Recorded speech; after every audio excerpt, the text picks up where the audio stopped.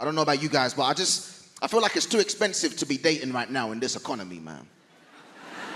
All my go-to moves for dating, I can't even afford them no more. I'm pissed off, you know? I used to do the Netflix and chill. That was my go-to move, but that subscription is too much right now. I can't afford it, okay? If I had to downsize, I tell girls, baby, we're gonna have to Wikipedia and chill. That's my new move right now. That's where we read the plot of the movie by candlelight. Take it or leave it. Also, bring your phone. We're using your data, by the way. You better be on gift app. As you go, you gotta go. Those are the rules, you know. There's consequences to that, though. I had a girl break up with me just because I didn't have money, and she got a new boyfriend. He's a nice guy, I know, because I stalk him online sometimes. He's a really nice man. Treats my girl really well, he really does. He buys her expensive handbags and things like that, and that's when I realized I can't compete, man. I can't compete with that. I never even bought this girl a bag for life, not one time. That's cheap. I'll be in Tesco like, baby, you better put that cheese in your pocket. We're not spending that 50p right there. These gold diggers want my plastic bags. They can't have them. That's my bag right there. I'm not a big fan of social media, man. I'm really not. Because I feel like with social media, when you break up with somebody, you can see what they're up to online. I don't like that. I prefer in the past where you broke up with somebody, you could just lie to yourself and pretend that they were still unhappy. That was a good era. I like that. You just be lying to yourself. You be like, man, she probably missing me all the time. She probably sad, you know. Now you just go on her Instagram and you're like, oh no, she 100% made the right decision. Good for her, man. I haven't seen her smile like this in years. In fact, she's thriving. She's got 3 bags for life in one photo. She leveled up for real, but congratulations to you, baby, you know. Do you know, when it comes to dating, I feel like the most important thing is finding somebody that you're compatible with, someone you have that connection with. For example, I used to date this girl, me and her got on really well, but there was a problem, and that was she liked dogs, right? Don't get me wrong, I like dogs too, but she liked dogs too much, you know? She liked dogs too much. She used to kiss her dog. That was weird, you know? I don't even know what was weirder. Was it the fact that she would kiss her dog, or the fact that when she did, the dog would make eye contact with me the whole time? That's a weird power play. I said, this dog is an alpha. I don't feel safe in this relationship. This is a toxic masculinity dog right here. I gotta go. I caught that dog listening to Andrew Tate. I said, I'm out of here. I can't do this no more. I've been reading up about that. That's the new thing, toxic masculinity, man. You know, I keep hearing women say men are trash. You know, I don't think anybody's asking the important questions. Are they recyclable? I feel like that's the kind of stuff we gotta ask. Can we make this toxicity carbon neutral? Maybe, I don't know, you know. I like to think I'm a good guy, but even as a good guy, I make small mistakes sometimes, innocent mistakes. You ever been in that situation as a man, a really awkward situation, you're walking home late at night and there's a woman in front of you and it's dark and there's a lot of tension in the air. You can feel the tension, right? Obviously, I can understand why the woman's feeling tense, but I'm feeling tense too, okay? I'm a good guy, I just want that woman to relax, we both go about our day. But apparently, it makes it worse in that situation if you shout out, I'm not gonna hurt you! Like that makes the situation more tense. Sometimes they run faster when you do that. Don't do that, guys. Don't jump out of the bush and do that. Women don't like that, okay? One time I was walking behind this woman late at night. I know it sounds like there's a pattern emerging. I'm not doing this on purpose. Just both go off the night bus at the same time. It's unfortunate, you know. But I'm walking behind this woman. I was like, I don't want to make the same mistake from last time, shout something out, do something dumb. So I thought it'd be a good idea if I did something non-verbal to help put the woman at ease, okay? I thought it'd be a good idea if I started whistling at night because I thought that would make the atmosphere more jovial. No, it doesn't. Makes it way creepier to my surprise, actually. Especially if you're like me and you don't even know how to whistle properly. So then you're just a guy who's blowing in the wind in the dark real slow, like. Look like a creepy dinosaur, you can't do that.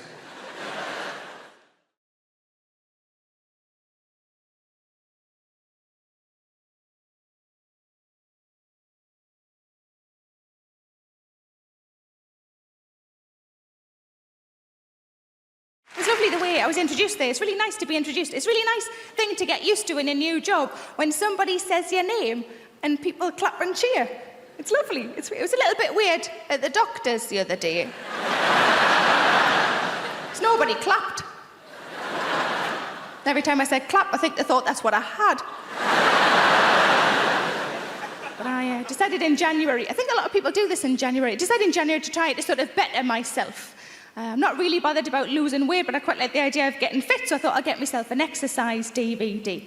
Now, you know when your partner goes shopping and they say, do you want anything? And you're supposed to say no, but instead you give them a list. Sometimes I just make shit up I don't even need just to see his face. And he looks at the list and he goes, what's the difference between a tangerine and a satsuma? Ha ha, it's a test. And I said to him, could you get us an exercise DVD? That's what I thought I'd do. I'd get an exercise DVD. I said, just like a bog standard, like a beginner's guide, a very basic exercise DVD. And he said, no problem. He came home with Davina's Buff Your Abs. I thought I'm going to have to lose 3 stone before I can find me bloody abs. So I took it back and I swapped it for the one that I wanted, which was, just Fat Lass Has a Go,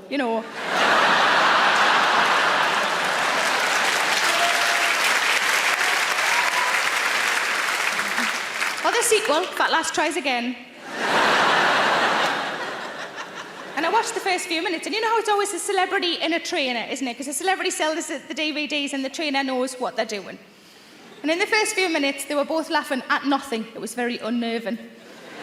And the trainer said to the celebrity, why don't you tell the viewers at home what weight you were when you started this regime? The celebrity went, when I started this regime, I was 10 stone.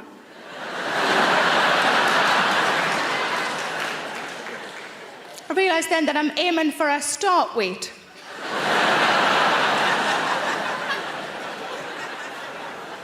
But I like to eat. Is that so bad? I like to eat. Sometimes I think I've got a tapeworm, but that it's just full. But I'm trying to eat more healthily. I had an apple the other day. Thank you. I put it in my handbag on an optimistic Monday. And by the Thursday, there weren't any Kit Kats left. And I was starving. I thought, I'm going to have to find it. So I looked around in my handbag. And I found it. It was prematurely bruised and battered. It had pen on it.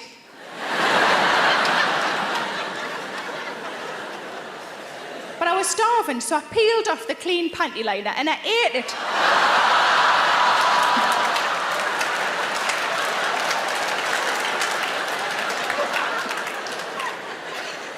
And it was all right. It was all right. It really reminded me of something I'd had years ago that I liked, and I was like, what does it remind me of? I can't remember. Toffee apples.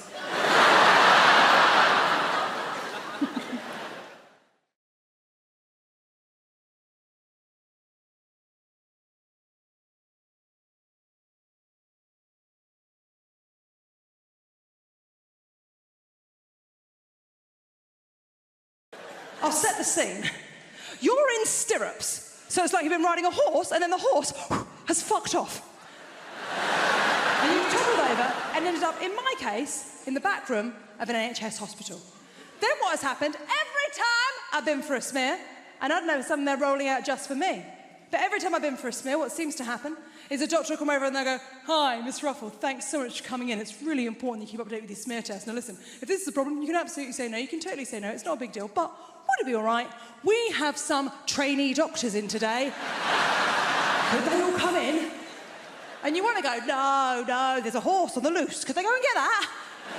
But you love the NHS, so you've got to go, yes, of course, no problem, it's absolutely fine.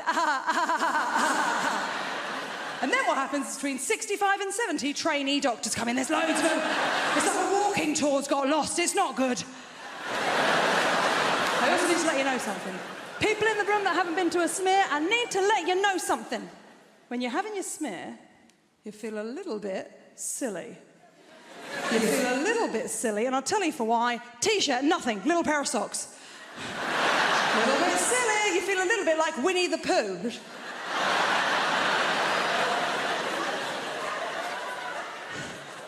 The doctor's back. She says, Miss Ruffle, would it be okay if one of the other trainee doctors did your smear? And you want to say, no, can I have someone had a crack at it before, please? But you love the NHS, so you've got to go, yes, of course, no problem, it's absolutely fine. And then what happens? The trainee doctor came at me like this.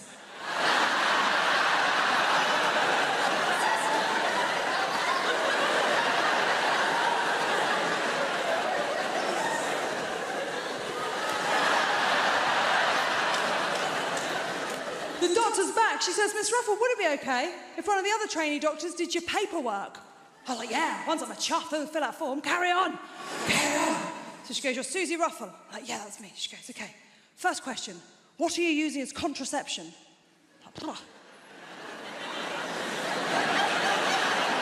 undercut on the Doc Martens not enough? What more do you need?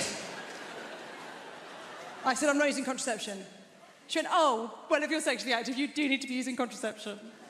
And I was like, oh, I don't. She went, no, you do. Because even if you're using the old-fashioned technique, or, the Catholic technique, nothing about what I am doing is Catholic.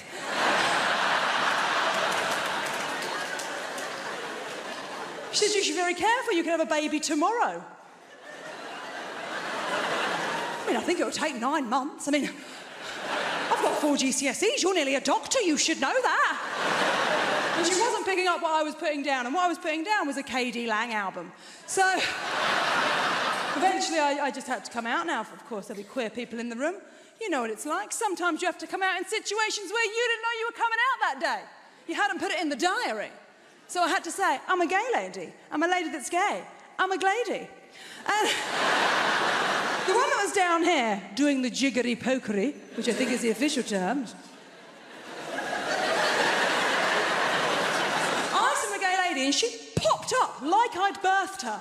So, whoa. She is a lot older than I thought she'd be, but we are very proud she's a doctor. I said I'm a gay lady. She popped up and went, oh, right, that makes sense. Snug. That's not a medical term, is it? Has that gone on my record? Snug, what a weird word to use. Because it sounds like she's looking down there and she can see the back end of a Tudor pub.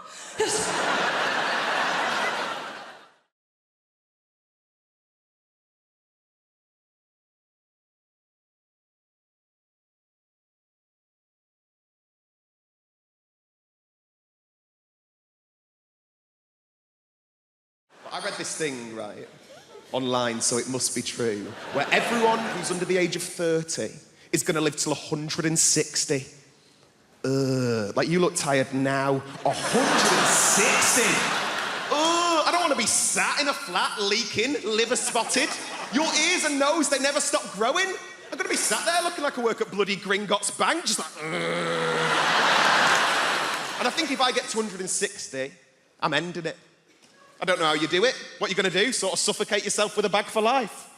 I reckon the best way, and maybe like a toaster in a bath situation, but it'd be one of those like sit-down baths with a chair and a door, and then you have to wait for it all to fill up. You put in a bit of matey for a last bit of luxury, and then you go, oh shit, I forgot the toaster, and then you have to wait for it all to drain. You open the door, you go out onto the landing, down a stair lift, into the kitchen, you go, what the bloody hell have I come in here for? It's never going to happen.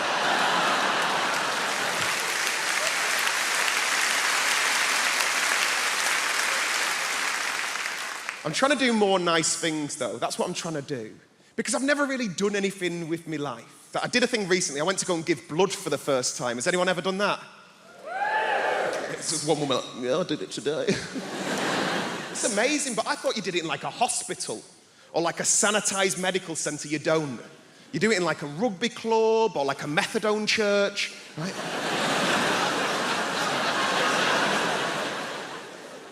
I turned up to this bingo hall near my nan's house, right? I was greeted by the second moodiest person I've ever seen in my life. It was a woman called Linda. Like, her name badge said Jean, but she looked like a Linda. Do you know what I mean? Like short bob, gelled fringe, good at darts. She weren't happy. I turned up, she goes, have you got an appointment? And I went, no. And she goes, have you filled out a form? And I went, no. And then she threw this form at me, and as I'm walking off, she goes, thank you very much for giving blood. We really appreciate it. Giving blood is the greatest gift anyone could ever receive. And I'm thinking, Linda's never been given a slow cooker. So, take this form, I start filling it out. I had to use this woman's eyeliner because Linda wouldn't lend me a pen. Just filling it all out. And as I said, the only reason I went to go and give blood is make myself feel like I'd done something with my life. And instead, I'm faced with all these very serious adult questions. It was things like, have you ever been to Africa? And I'm like, no. And he goes, have you ever had sex with a man? And I'm like, no. And he goes, have you ever had sex with a prostitute? And I thought, I've done fucking nothing with my life. Nothing. Have you injected drugs? Have you spoken drugs? Have you had any treatments in the last 6 months? I panicked. I went, oh, well, me and my mum have had facials off Groupon. Not the right answer. Weirdest question, are you HIV positive? I was like, what? Like, no. Like, if anything, I'm against it. And then they took me off into this room, and there's all these sort of like Sharons and Johns lay on beds with sort of needles in their arms. Like, it looked like a spa day for smackheads. Put a belt round my arm, not even a nice belt. They spanked it a bit, they told me to relax, and then they whipped out the biggest flipping needle I've ever seen in my life, and I just fainted. Completely fainted. I can hear all these muffled voices, and then I can hear Linda's bellowing voice just going, I knew he'd be a fainter. I'm like... By the time I'd come around, all these people are trying to help me out, and Linda just parted them. And her way of trying to make me feel better, her way of trying to make me feel like a proper grown-up was going, would you like a glass of orange juice and a biscuit? I was like, no, Linda, I want to have sex with an African gay man for money. That's what I want to bloody do.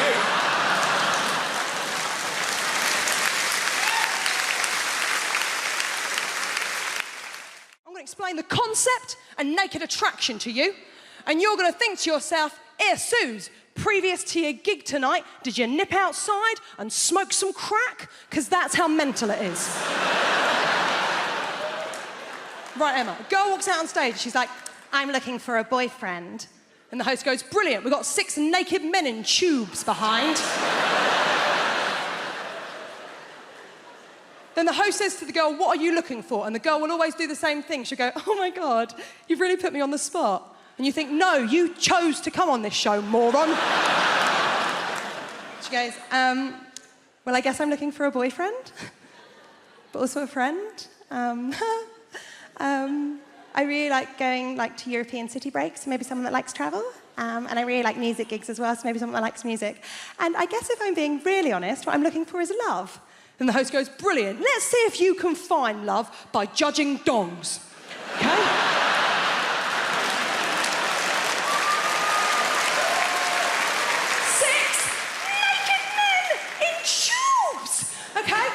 There's a screen in front of all of them. Every round, the screen goes up a little bit more to show a little bit more of the naked body. Every round, one man gets eliminated until the end. She's got a couple of nudie fellas to choose from, okay? Now, Emma, first round, screen just goes up to the knees.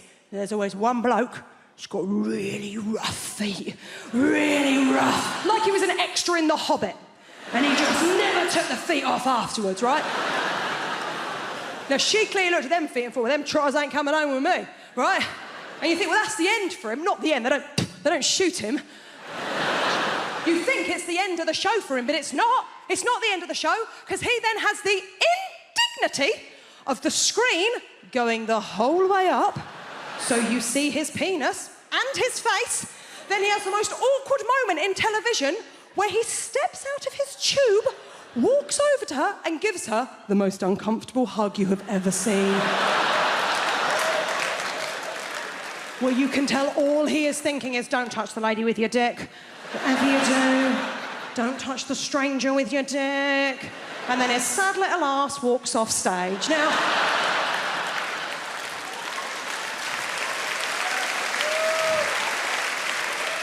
the next round, the screen comes up to the waist. And let's be honest, it is the round we are all watching for. It's cock-a-clock. Now, it's not going to come as a surprise to any of you. There's a lot of people in this evening. I bet it doesn't come as a surprise to one person in this room. I ain't seen many willies. I ain't seen many of them. I ain't seen many willies. I'm not a connoisseur when it comes to willies. I was straight for a month when I was 18. I don't have the wrists, okay? But even to me, even to the untrained eye, there was one that I was like, oh, there's something up with him. There was something just not quite right about it. They're not meant to have a corner, are they? Halfway through, it had like a proper corner. Now, she clearly looked at that one and went, ooh.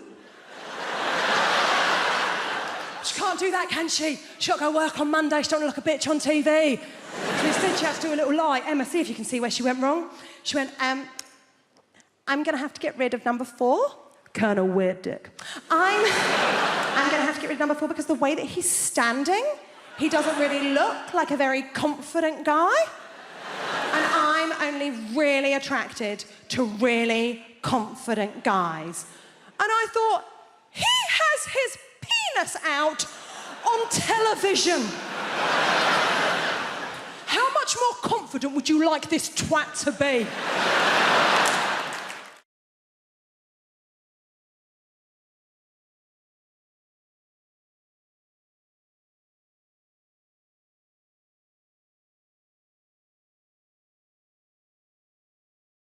I don't live in Hull anymore. I moved to London because I was sick of having a spare room and a garden. Get me to London. I moved to London. I told my mum I was moving to London, and I thought she'd be like, Amy, I'm so proud of you. You're following your dreams. It's like a film. She didn't. My mum looked at me and she said, oh, Amy, why? Oh, Amy, why? And I thought, I wonder what her problem is with London. Is it the cost? Is it the crime? No, my mum had one problem, and one problem only with London. She looked at me and she went, Amy, they all walk so fast. They all walk so fast. Where are they going at such a speed? Jobs.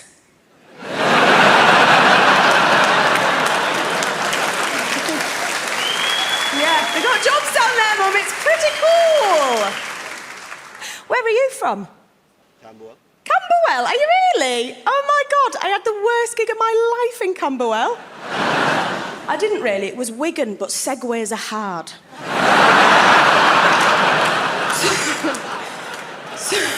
Thank you. So I was once doing this gig in Camberwell. I wasn't. I've literally never been. And I was doing this gig in Camberwell, and it wasn't nice like this, right? It was the sort of gig that you dread as a comedian. So the gigs you dread are when you get to the stage, you look out, and the first 5 or 6 rows of the audience are all bald men with their arms folded. And honestly, from the stage, it looks like you've opened a box of eggs. It does, and you think, oh no, it's an egg gig. And egg gigs are tricky, right? Because I tell you what, eggs love a heckle. And at this one gig in Camberwell, it wasn't, this egg heckled me before I'd even said anything, right? So I get to the mic, and this egg shouted something just off the top of his shiny head. And it was so funny and so witty, I thought I should share it with you tonight, right? So I get to the mic, and quick as a flash, he goes like this. Tits! You've got tits! I was like, wow, how did he think of that? And I thought, maybe he's trying to warn me. Maybe he sat there thinking, oh, she doesn't know. I should tell her. She'll kick herself when she realises how embarrassing to come out with tits. And it's hard when stuff like that happens, you know, because I'm trying to be taken seriously as a comedian. And I think we all know in this lovely liberal city, we all know in 2024, the funny's here. It's not here. We all know, don't we? There's nothing funny. Please, come on. We all know, don't we? There's nothing funny. Apollo. We all know, don't we? There's nothing funny about...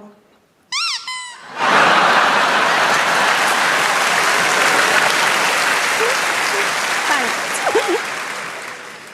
It's just sexist. Immature. It's just really silly, isn't it?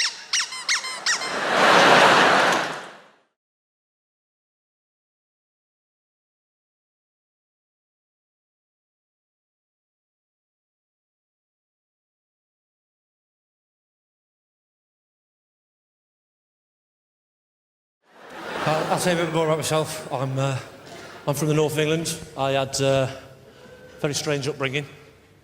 My dad, he was very old-fashioned. When my sister had her menstrual cycle, he made her go and live in the shed, claiming that she was the evil seed of Satan. It's a little bit old-fashioned, isn't it? It was very sad. My sister died very young. She drowned. But, you know, like my dad said, look on the bright side. If she'd have floated, it would have had to set fire to her anyway, so... She was, My nan was great, though. She was great, my nan. I remember the last thing she said to me just before she died. She said, "What are you doing in here with that hammer?"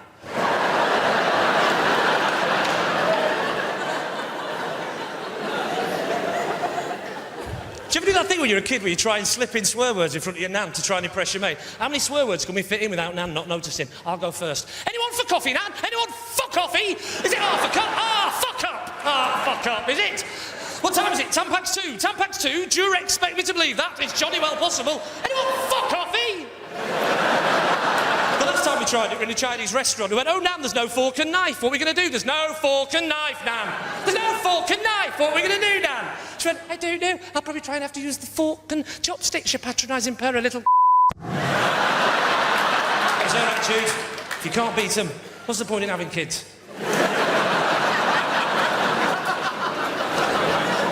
I'm obsessed with swearing, though, because this is great, because this show's going out after 9:30. Well, it is now, but this show's going out after 9:30, right? How did I know it was CBeebies? No, it's going on after 9:30, and I love the fact that... I don't know why, but you can't swear on telly before 9:30, but you can after 9:30. I think the BBC, as a nation, just think we're all just sat round going, "Oh, Marjorie, would you possibly pass me the bread sauce? This fish is simply divine." "Why, certainly, Kenneth. It really is a tasty salmon." "Tell me, my darling, are you aware of the time?" "Why, allow me to check on my small pocket antique silver wristwatch, left for me by Grandpapa all of these years ago in his will." "Why, I believe it has just gone the hour of 9:30. Thank fuck for that! Let's get and shit on the Christmas tree, you dirty bitch!" Like I say, I'm from Lancashire, and I haven't got a proper Lancashire accent anymore. That went a few years ago, I'm afraid, because proper Lancashire, of course, is surprised to hell about everything all the time. And really, shoes in a shoe shop, couldn't believe it, they were great. Opened it in the peas, looked inside, there were peas, it were great. My favourite accent at the moment is the South African accent. I love the fact that the South African accent is just... You know when you used to record records in the 70s backwards, and then when you played them backwards, they sounded forwards? That's what South African is, isn't it? It's just the record playing backwards. "Hello, my name's Lee, and I'm from England." "Oh, my name's Dave, and I came from South Africa. I'm not living in London. It's too expensive. It's too expensive, and I don't like it. Kill your parents, kill them, Beelzebub, kill your parents." Whereas the Australians, they just sound like a record that won't start properly. "Where are you from, mate?" "Oh, I'm from Melbourne, mate." "And how long have you lived there?" "About 14 fucking years, mate. Fucking London, mate."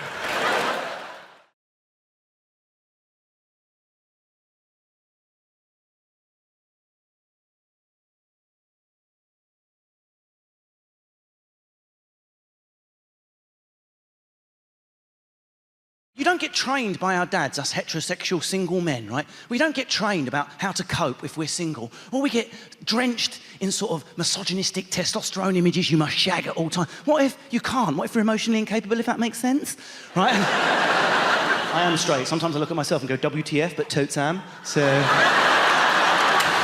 Random. Why is it being so random? I love it. Say badger, badger. Oh my God, he's so groundbreaking.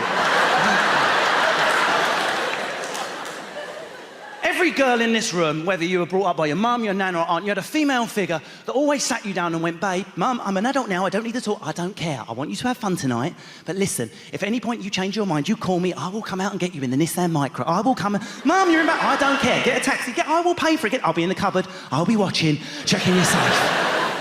Be honest, how many guys, especially if you're from my background, white, working class, shaven-headed, racist, cockney dad. My dad's got not one, not two, but 3 ripples of meat between head and neck, yeah? An Essex triple ripple. Want me to carry a breeze block? Stick in my triple ripple, no problem. It's unthinkable that if by some miracle I'd pulled a girl when I was 16, my dad had sat me down and gone, "Now, I do want you to have fun tonight, son, but do not feel any pressure whatsoever to do anything sexual, yeah? Even though your virginity shames me on a daily basis, right? And down the pub, they call me Dave, the dad of the gayer. Don't feel any pressure. That's the only thing which trumps my dad's racism is his virulent homophobia. His fear that his eldest son might be gay. Of course, that's made me more camp. There was just streams of thin men running up to my bedroom the whole time. I was into Dungeons and Dragons till I was 21. I'm going to be a wizard tonight. My dad downstairs, they're up there bumming. I know they're bumming. I know. Take it out, my son. What does Expelliarmus mean? Right. And of course, you know, the last time I did Apollo, it's a couple of years ago, it goes out, it was on TV in December, and I had to face my dad that Christmas, having brought him to life like this on stage. And I thought he was going to be angry, and I wasn't prepared for the softening of the alpha's face, yeah? Tears glistening his silver back as he waited for me in the kitchen. I had to chuck a poo to show he was dominant. This is what really happened. It was almost touching, Apollo, almost touching, right? You know what these dads are like? They suddenly show emotions once every 8 Christmases. They have too many Stellas and they do the wobble like that. The eyes go, you're my boy, I'll never tell you I love you. Do you know what I mean? Where's this coming from? Right? My dad had never said it. And he's got the 5 Stella wobble, the Christmas hat. He went, come here. And he gets the programme name wrong all the time. I saw you on that live from the Apollo, yeah? Just to wind me up, right? Right? Why'd you make it out? 3-syllable Essex out. Why'd you make out? Why'd you make out? Right? Why'd you make out? I'm not a loving father. I'm like, where is this coming from? This is quite late in my childhood for this type of closure, and us men, we have to pretend we don't want it, but you do want to hear it. If you're 50 and your dad's 70, you'll cry like a bitch if he uses the L word. Right? Why'd you make out? I'm not a loving father. And I leant in for what I thought was going to be my closure. Do you know what came out of his mouth as his masculinity kicked back in? Why'd you make out? I'm not a loving father. Why, Dad? Yeah, I never bloody hit ya. That was it. That's the total skills it takes to be father of the year. Just don't beat your offspring in the face. That's all. I've not smashed my son's head in. Here comes Scylla with an award. Right? But he backed it up. It got better. Do you know why? Do you know why I never hit you? Do you know why? And I leant in. Why, Dad? I could have almost said, Daddy. I'd regressed so much at this point. You know what it's like? You're 8. If you've got a dad like mine, you're 8 when he looks at you. You'll always be 8 until he dies. Why? Do you know why I never hit your boy? Why, Dad? And this is what came out of his mouth, and I was waiting for the love again. It's because if I'd started, I wouldn't have effing stopped. Murder! That's murder!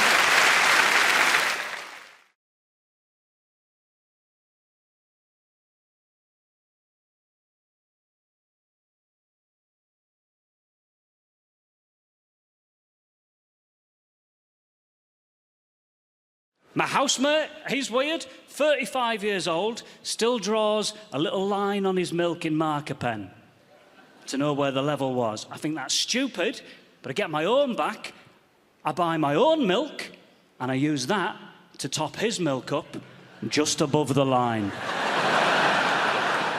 Just fucking with his head, slowly. He's confused, he's looking at it, he thinks the milk is growing. I have sat and watched him Google the phrase, does milk expand? I'm in there. And my side of the fridge, it's looking pretty good at the minute. I don't mean to brag so early on, but I've got goo puddings in there. Yeah, I'm doing all right. If you don't know what a goo pudding is, let me explain them to you. They're these posh little puddings. They come in a glass ramekin. You eat the pudding, then you wash out the ramekin, and you look at it, and you think to yourself, I'll do something with this.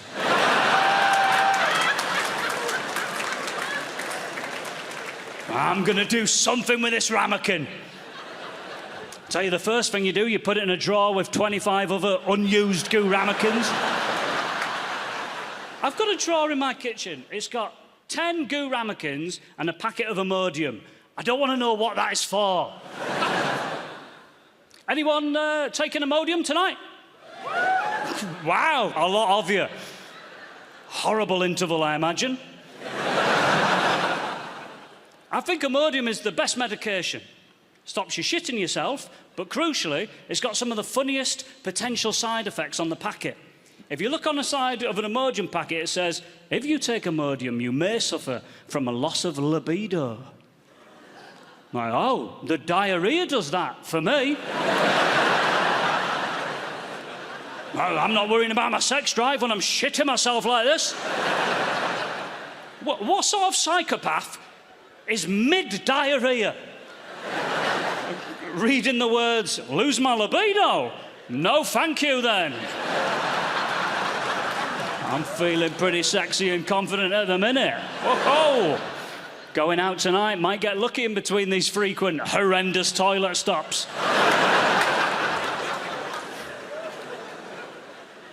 I don't know. It's hard being a northerner living in London. That's my situation at the minute. I'm a northerner living in London. I get patronised all the time. People hear my accent, they assume I'm stupid, rather than getting to know me and working it out that way.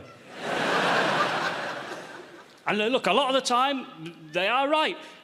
I only found out 2 years ago that American people call aubergines eggplants. 2 years ago, I found that out. I found it out because I overheard 2 American people talking about eggplants, and my first thought was, these 2 absolute morons. An eggplant? I think they're trying to say chicken.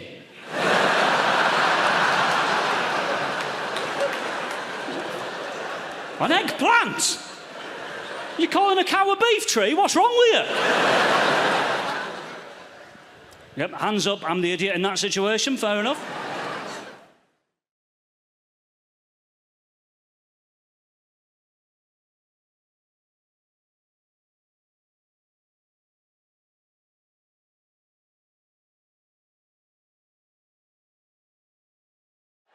It's lovely to be here. I've come all the way from Brighton. Just in case you're wondering what this haircut is about. Might be a new face for some of you people. Don't panic, the BBC invited me here because they needed a beige lesbian. So I'm just here to tick some boxes.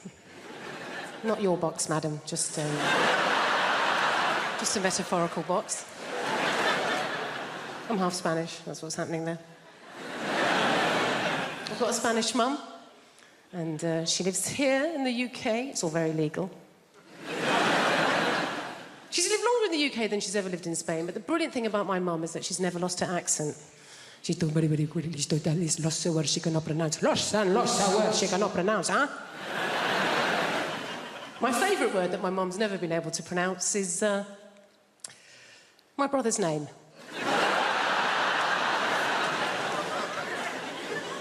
A difficult name. His name's Stephen. I don't know if you've noticed this. Spanish people, any word that begins with the letter S, they struggle, right? So my mum doesn't call him Stephen. She calls him Steven.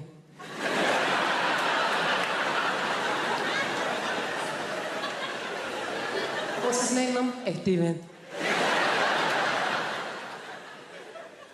Is it? Isn't it just Stephen? Even if I know his name is my son, it is Steven! You don't want to mess with my mum. She's not like British people here in this country. We can be quite passive-aggressive, can't we? She's just very aggressive woman. I don't know how, my mum's never really coped in this country, and I think it's because, like a lot of Mediterranean people, she's quite loud, yeah? She's got one volume, it's like this. Whereas in this country, particularly if we're middle class, we tend to be low talkers, don't we? We don't like to raise our voices, do we? Why? Because we've got money.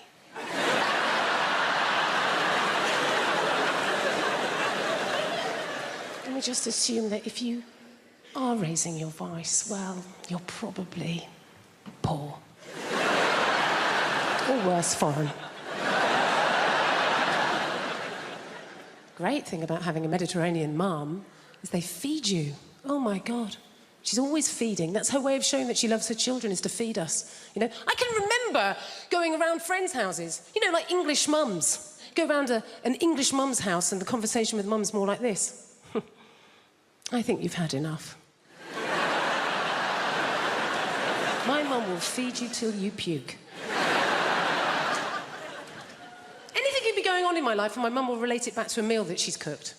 Do you know what I mean? Like, so good or bad, particularly if I'm depressed. If I phone up my mum and I've had a terrible day, yeah? I phone up my mum, conversation always goes like this. Oh, Jennifer, my God, I'm so sorry to hear that you're having a hard time right now. But you know what? Don't worry, okay?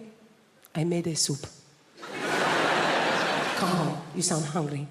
I made chicken curry, I made a lantagine, I made a casserole, Jennifer. I made some tortillas, some paellas, some curry, Jennifer. You love curry, maybe some meatballs, some pork ball, beef ball, aniseed ball, banana ball. You're a lesbian. You don't eat enough balls. Please, come home. Eat my balls.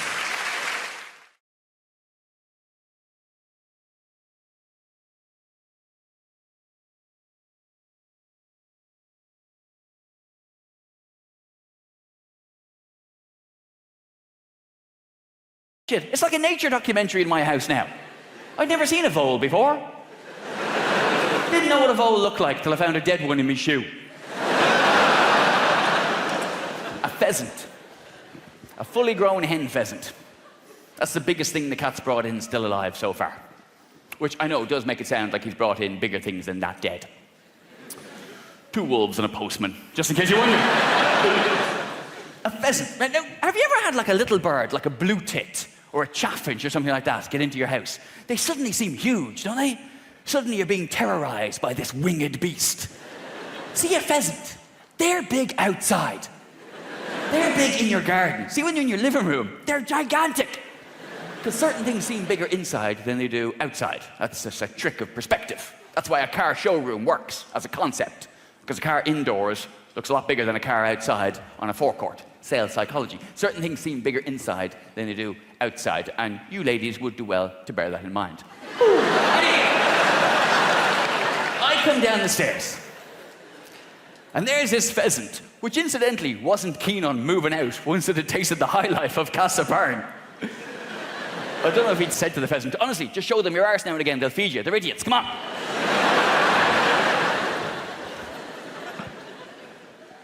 And I'm looking at the cat, like I'm annoyed with him, but I'm also quite impressed at what he's done. And the cat's looking back at me, like he's quite impressed with himself, but he's also quite scared at what he's wrought on the house. You know? Cat's just looking back at me going, I know, it's massive, isn't it?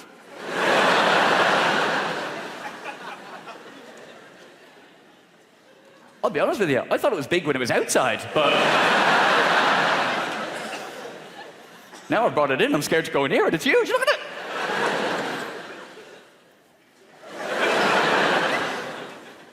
Anyway, I got you this.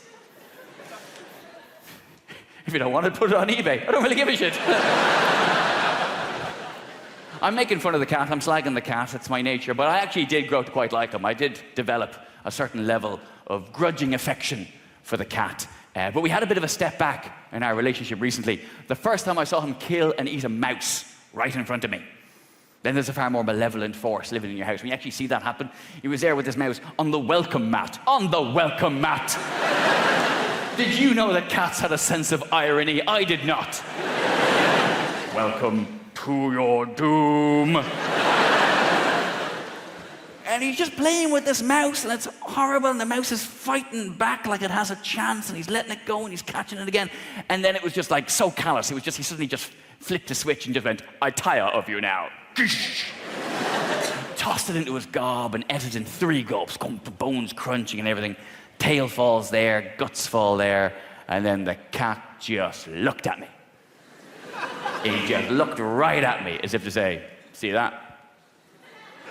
Now we know what I'm capable of. We'll have no more of this dry food bullshit, yeah? There's my little arse.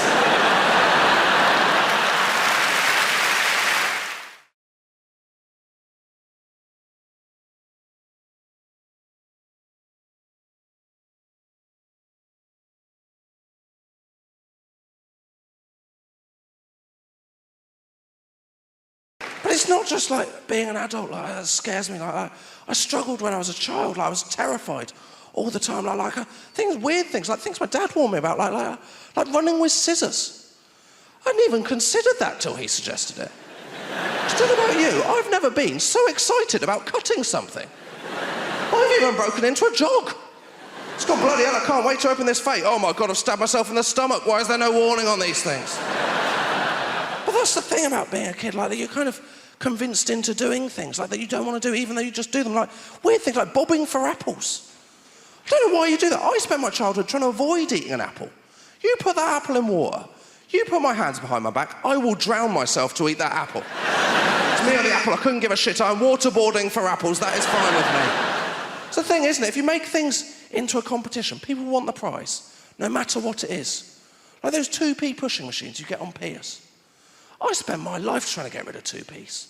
You put them on a moving shelf. I'm going, I am having all those 2p's if it kills me.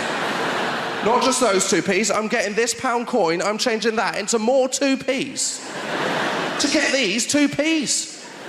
I go for the one that's not just 2p's, it's got extra items balanced on top. I want less than the 2p's.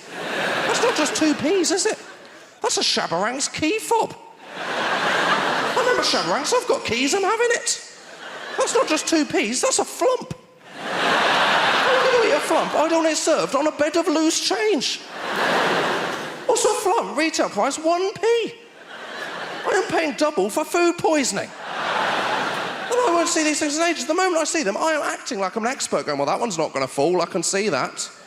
That one's a maybe, that one's going to pay out big, that is the 10p's, I'm going nowhere near that, I'm not made of money. No one's ever been on the 10p pushing machine, it's not Monte Carlo. It's not a guy on the screen's going, that guy's got a system, get him out, he's 2 Tamagotchis up, he'll ruin us. And you're going, I'm going to win big. Who has ever won big on the 2p pushing machine? It's gone, darling, good news, dinner's on me. I won big down at the pier. I have 400 kilos of loose change. Yes, book late, it will take me some time to walk there. The other one I'll always go on is the plastic horse racing where you'll bet on the horses. I'll always go on that. But I don't know why.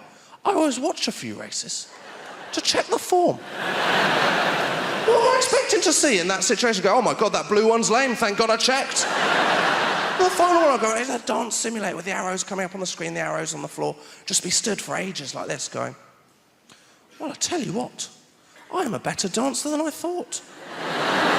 You do that in a nightclub, you are not a better dancer than you think. You like these moves, girls? Wait for the big one. Here it comes. There it is. Thank you very much.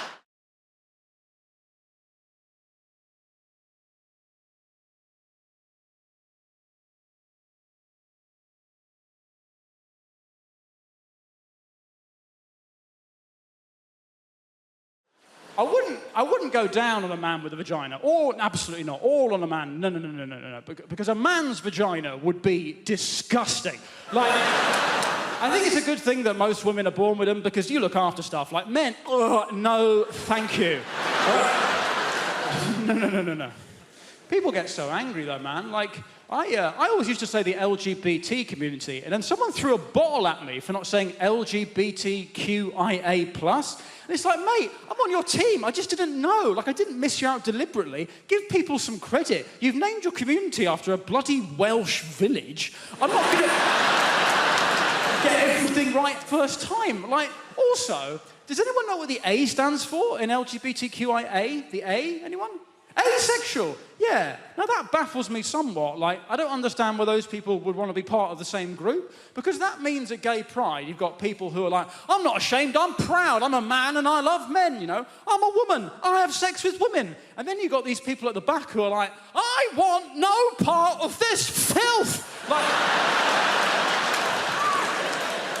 holding up a blank placard, like, nothing! We want nothing! And you're like, over there, that's a different march, isn't it? Surely. The problem with some sexist stereotypes, though, is that they're there for a reason, aren't they? Some questions can only be answered with a stereotype. For example, there's a stereotype that women can multitask and that men are just like, ha, the whole time. I think it's offensive to men more than anything. But some questions can only be answered with a stereotype. For example, why is it that you never hear about a woman who died wanking? It's exclusively a male method of death, isn't it? The rope around the neck and only the men. Now, this makes no sense because women masturbate, we know this. Women have masturbated since the 1980s, of course. I believe it was the sinking of the Belgrano that finally got them going. Now, statistically, there must exist women that like to strangle themselves to increase the size of their orgasm, but you never hear about them because they don't die doing it. Women seem to be able to strangle themselves and masturbate at the same time. You know why? Because they can multitask, you see. And men's like, ha! You're gonna die! Fuck it! Ha! And they die. So, some questions can only be answered with a stereotype. That's my point. But these stereotypes were obviously used in the past to kind of make life harder for women. But now, some people think maybe life is harder for men because of the whole Me Too movement. I don't know about that. But what I do know is that no man could deal with the Me Too hashtag. Like, no, not even the really woke, liberal good guys. Like, I've got a friend who's a real good guy, you know, like one of them. And he... he's always blogging about why we can't eat prawns or some nonsense. And... he's like, oh, this harassment stuff's terrible, isn't it? Oh, this harassment stuff, oh, makes you want to castrate yourself. What? That's what he said. Every man should just castrate himself. It's like, come on, mate, that's such a male response, isn't it? Because women still want to have sex, they just don't want to be harassed, right? So if women are like, hey, could you stop harassing us? And men go, oh, right, I see, well, I guess I don't need this anymore. Chop. Surely women are like, no, I still want to have sex, just more on my terms. But then we're like, no, those are your options. Either we can harass you or it's nothing. The species ends. Pick a team, Karen. Huh?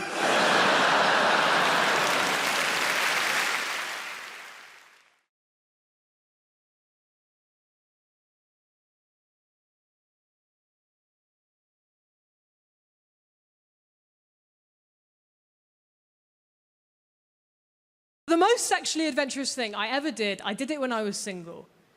When I was single, I ordered the #1 vibrator on the Love Honey website. And the Love Honey website is a sex toy website, for those of you pretending not to know.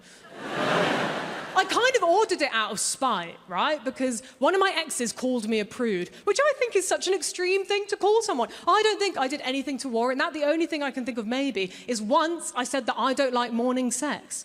That's not a big deal. That doesn't mean that I'm not sex positive. I just don't think you should do something that disgusting in the morning. Not whilst the blackbird is singing his morning tune. But I went on the website. It was late at night. I just ordered the first one on the list because I thought that will be good. That will probably be quite nice. The thing that arrived is so terrifying. It plugs directly into the wall. It has one of those on the end of it. It uses mains electricity. It needs to be pat tested.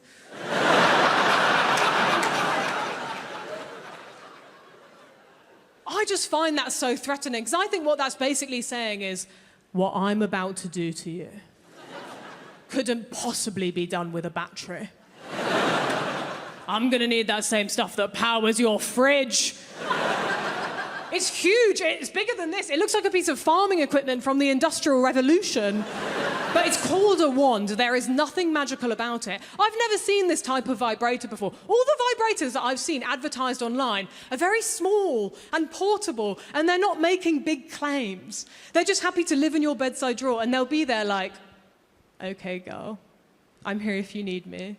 Like, if you and your partner get like super, super drunk one night, maybe you could experiment with me for a little bit. Honestly, I might not do anything, but I might speed things along for you a little bit. Either way, no worries if not. Whereas my vibrator is just next to the bed like, do you want to meet God? Not really. It doesn't even fit in the bedside drawer. It's just curled up on the floor like a python.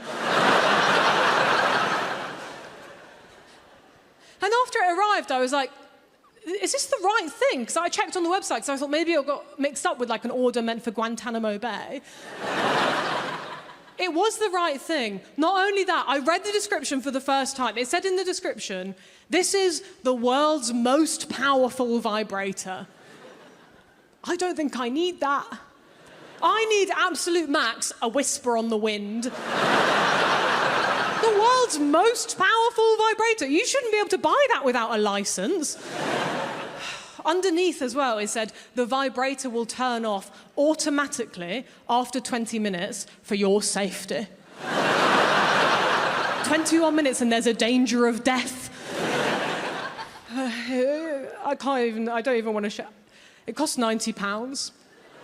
So I felt like I had to try it because I spent so much money. And I don't even have a plug next to my bed. I had to get the extension cable. That felt desperate. I turned it onto the lowest setting. It had 8 settings. I turned it onto setting 1. It was so loud. I was like, there's nothing private about this experience. The neighbours are going to think I'm having a new kitchen put in. At midnight, they're going to call the council. Well, no, they're not calling anyone. They don't have any power right now. I tried it just for like 1, maybe 2 seconds, and I was like, I can smell burning. I can't use this thing. It's going to sand me down.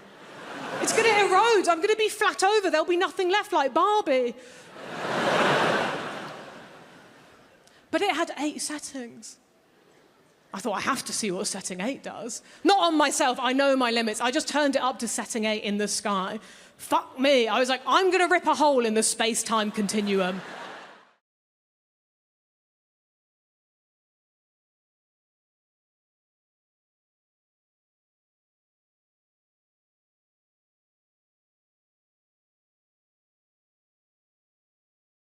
That has done me the world of good.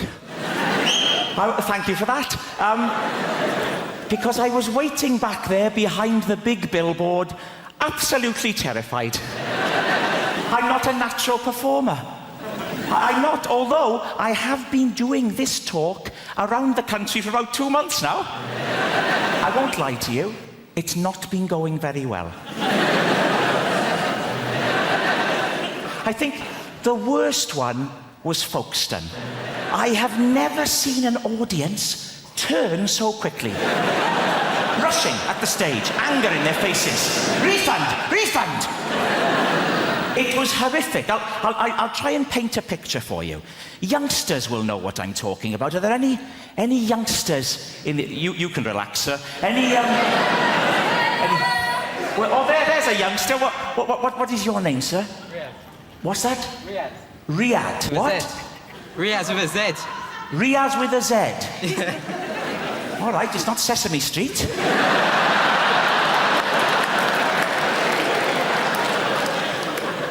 Riyadh, how old are you? 18. 18? Shouldn't you be wearing a hooded top? Get out of my shopping centre! Riyadh. Don't laugh at Riyadh, please. You'll know what I mean, Riyadh, when I talk about stage diving. Are you familiar? You won't know what I'm talking about, sir, but this is when a rock star, like a Kurt Cobain or a Duncan from Blue, they run and they leap, and you're right to be afraid, you're right to be afraid. They leap onto the audience, Riyadh. It's terrifying. The audience grab hold of them and manhandle them. Turning them around like that, all over the place. Terrifying. Now, what happened at Folkestone was almost a complete reversal of that. with people just rushing at the stage. It was appalling. But I don't think we're going to have a repeat of that tonight. I don't. Because I'm already getting a lot of warmth from you. I am. To quote the great Darius Danesh, there's a lot of love in the room. There is. And a wide range. We've got Riyadh with a Z. No one can take that away from you, Riyadh. I wouldn't try to. You'd whip out your hooded top and you'd happy slap me into submission.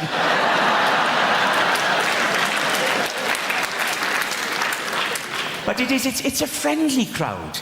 We've got a proper... Look, here we go. Right down in the front, there's a chap here wearing a T-shirt with a slogan on it. Unbelievable. A grown man.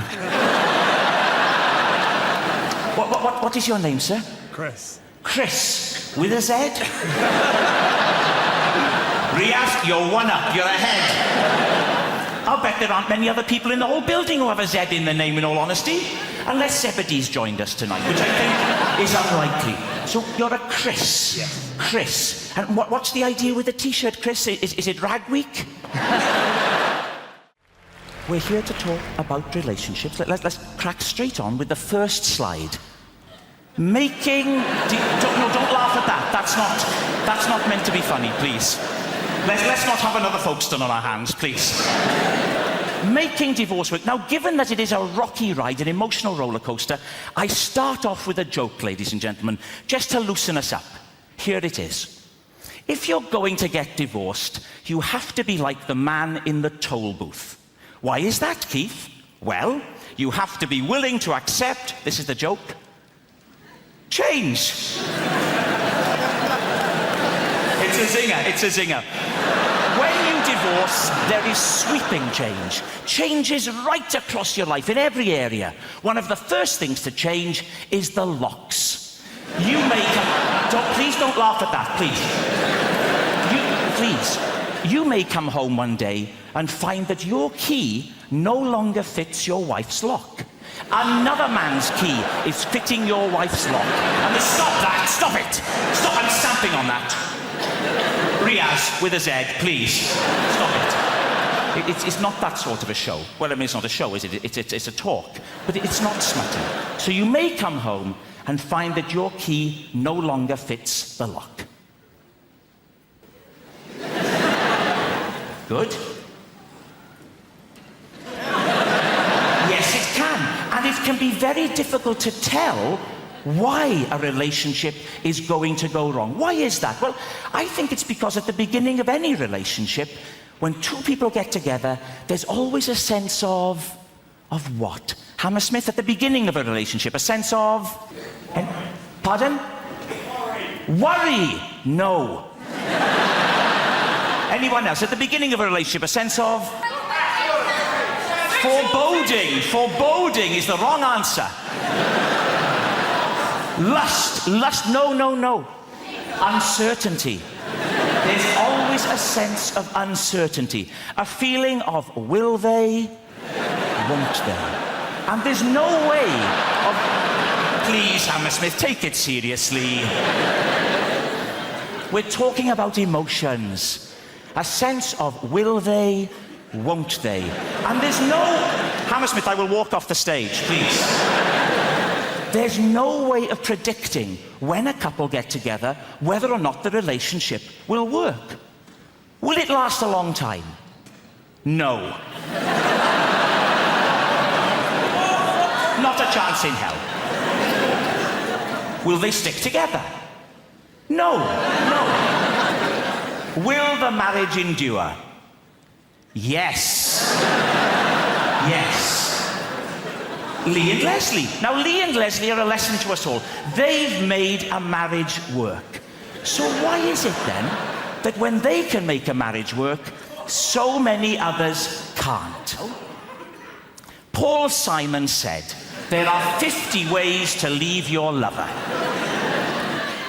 1.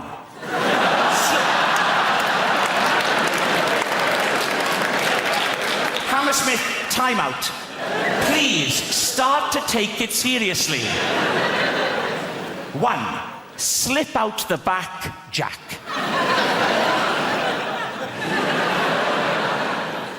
2. Make a new plan, Stan.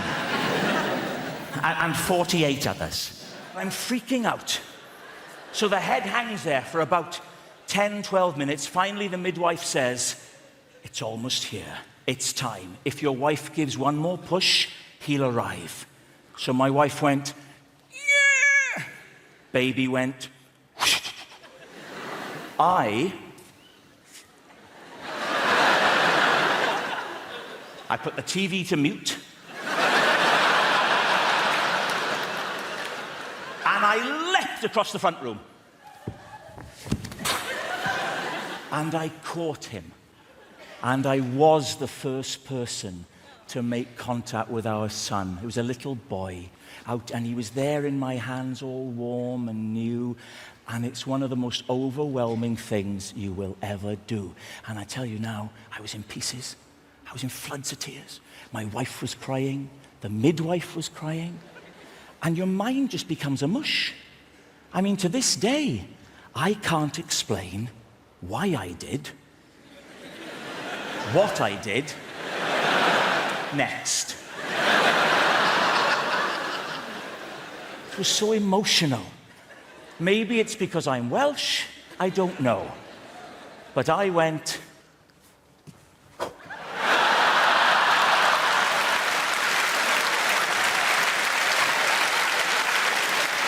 Well, thank God we hadn't cut the cord. He shot back. It was Junior Bungee. He ended up lying on the floor with all this umbilical cord snaking around the room back to his mother, yards of it. I thought, what the hell do we do now? I needn't have worried. Calm as a cucumber, the midwife walked over to my wife.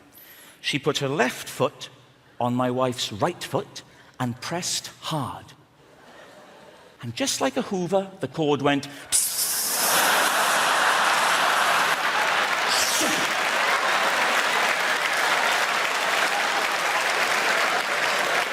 that's why we called him Henry.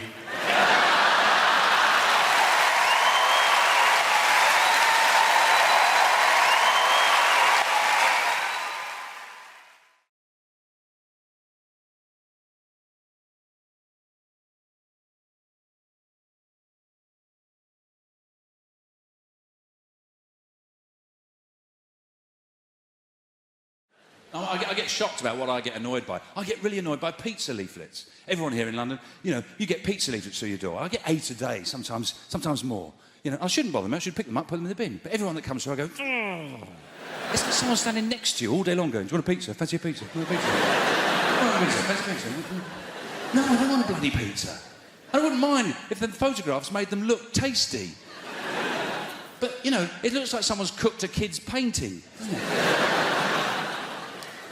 Another thing that annoys me, tea bags. Oh, God, because they're not bags, are they? You can't put anything in them, you can't take anything out. That's the minimum you expect from a bag, isn't it? If someone said to you, can you hold my bag? And you couldn't put anything in it, you couldn't take anything out. It hasn't got handles, don't have handles, do they? You know? You go, it's not a bag, it's a cushion. Should be called tea, sealed yet perforated paper cage. Suppose they can't fit that on the box, can they? I'd meet them halfway. Herbal prison of permeable mesh. I'm a reasonable guy. Another thing drives me mental. You know, the self-checkouts at supermarkets. Oh, God. I come away from there. I don't not feel like a man. I don't even feel like a mammal. I feel like an amoeba when I come out of that place. Because nothing swipes, does it? I'm swiping, nothing swipes. OK, I won't have carrots this week. I can live without butter. The other day I was begging it to let me have a chicken. You know? No, just have a chicken. Just a chicken. I was rubbing it, banging it, swiping it. I'm going to leave the money here and I'm going, OK? You do your worst. Oh, I hate coming out of that place. Yeah? I walk up there with 2 bags of shopping. I come away with a can of Coke and an apple.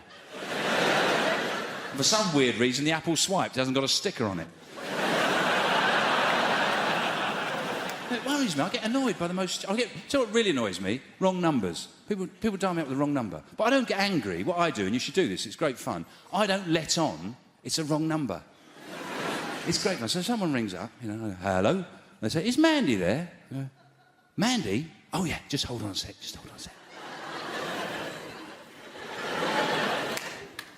Mandy! Mandy! Get your ass up here now!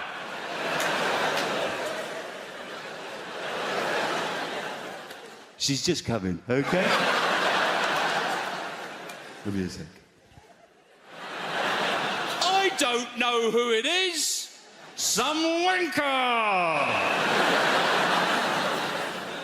What have I told you? Don't wear your shoes in the house. Oh, put the special slippers on. She's just changing her shoes.